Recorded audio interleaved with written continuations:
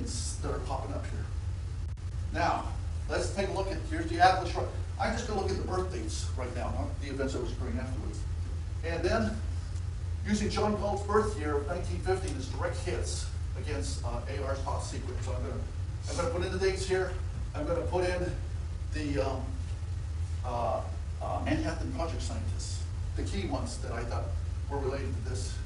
And here's my definition of direct hit. It's not only typically the same birth year, but there are at least 2 additional characteristics between the Atlas Shrugged and the Manhattan Project scientists. And what I'm going to do due to time, we're going to buzz through a lot of these, but I'm going to focus sometime on 3 different entities just to give a flavor of some of the stuff that's going on here. And so we're going to look at some of these. And and so it's going to be Mr. Thompson, head of state. It's going to be John Galt, are going to be the prime ones I'm going to be focusing on, and Eddie Willis, because there are 3 different altogether characters, and it's interesting what transpired. So we get into this.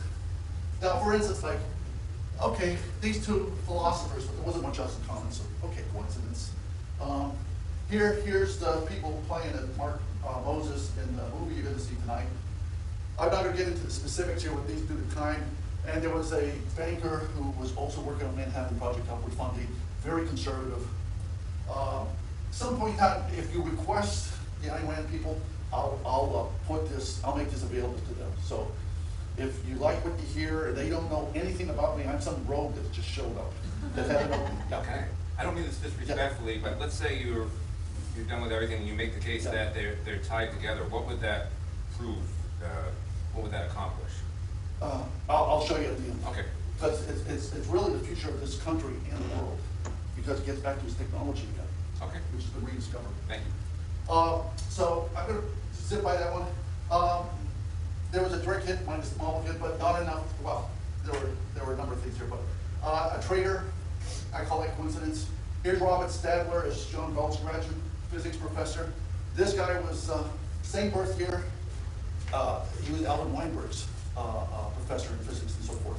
So dates are the same, a lot of similarities there, but again, I want to get to the key ones. So that was a direct hit. Richard Haley, the musician, well, there was a guy from Manhattan Project that ended up in the Rock and Roll Hall of Fame. I call that coincidence. Didn't have the same dates, but so I'll go by that one. Dan Conway, middle age, minus 13 compared to John Galt, which would put it in 1902. Eckert, a lot of similarities there. But again, I'm not going to focus on that right. I just call that a hit because it wasn't 3 items. Big hit here. This was Weinberg's mentor. He loved Guy. They did books together. He won a Nobel Prize.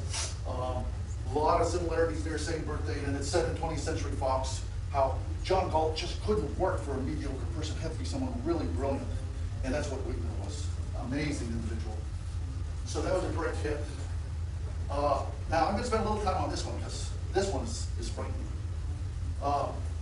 Thompson, head of state. I found it, now, I put a question mark here because they couldn't define the real year, how much older than John Galt he was. We knew he was older. But I know Holyfield was 12 years older, and you're going to see descriptions here that Thompson, head of state, not particularly intelligent.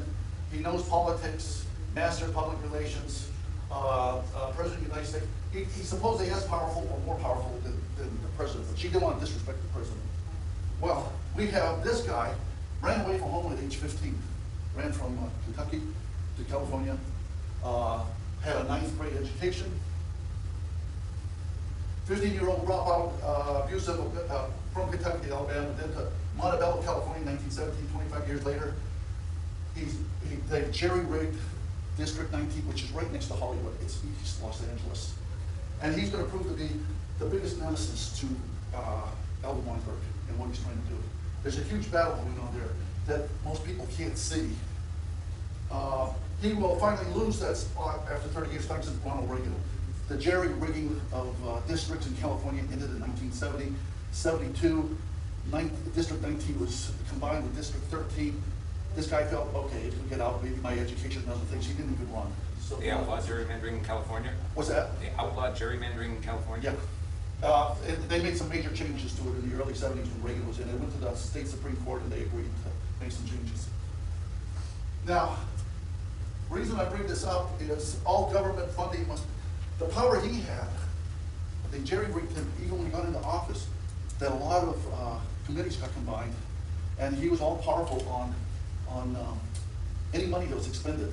He could say where it went, and he could do investigations anywhere. He was stronger than the Ways and Means.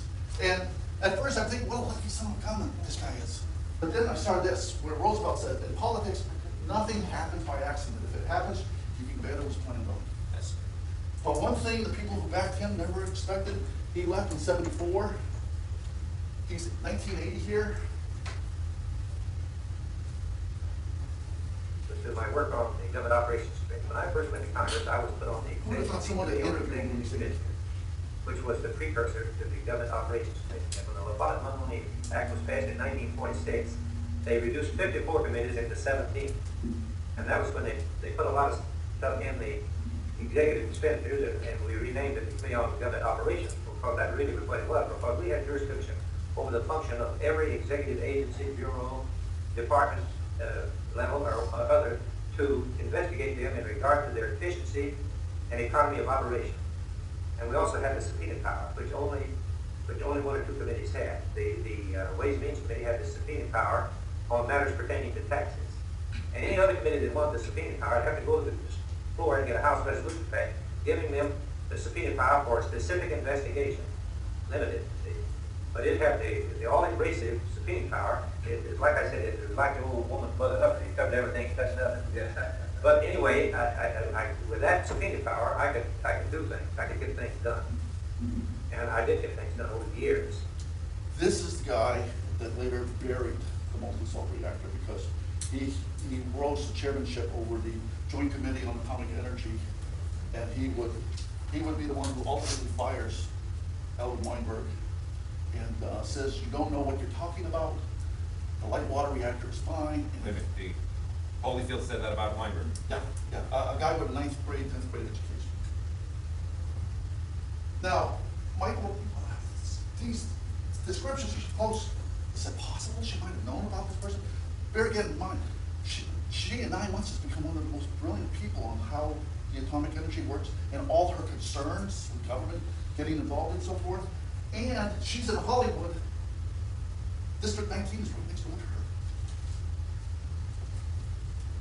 And this is what it looks like in District 19. Those are all oil rigs. Almost 20 square miles of it is this district, and it's all oil. So, we got to move ahead quickly. So I call that a direct hit. Rob Morrow, who's Hank Reardon. What's interesting, he also has a kid brother. Remember the kid brother for